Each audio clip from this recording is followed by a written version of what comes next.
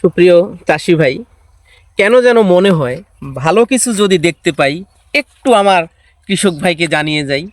আমি বরাবর অনেকবার বলেছি, আবারও বলতে মন চায় যে আমরা যখনই যে ফসলটাই করি অবশ্যই একটু ভালো জাতটা নিব এবং বালাই সহনশীল জাতটা যদি আমি নিতে পারি তাহলে আমার ফসলটা অবশ্যই ভালো হবে এবং বিভিন্ন নানাবিধ বালাই সে সহনশীল হয়ে এবং সে বালাইয়ের আক্রমণ সহ্য করে নিজেকে জীবিত রাখবে আপনার জন্য, আমার জন্য, এবং ভালো ফলন দিতে সে প্রস্তুত থাকবে।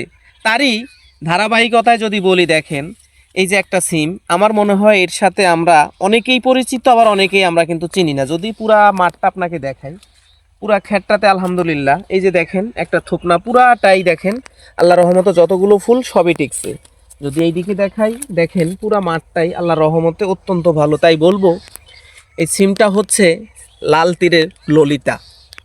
যদি আমাদের সম্ভব হয় এই সিমটা আমরা আমাদের কালেকশনে রাখবো এবং পরবর্তী মৌসুমে আমরা প্রস্তুতি নিব। দেখেন যত রকম আবহাওয়া হোক, প্রাকৃতিক দুর্যোগ হবে, এটা আমরা কিন্তু এখন আমাদের দৈনন্দিন জীবনের সঙ্গী হয়ে গেছে। নানাবিধ সমস্যা আমাদের ফসলের সাথে আমরা সম্মুখীন হয়ে যাচ্ছি।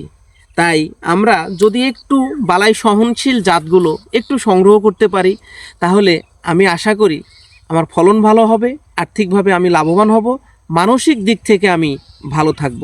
ধন্যবাদ।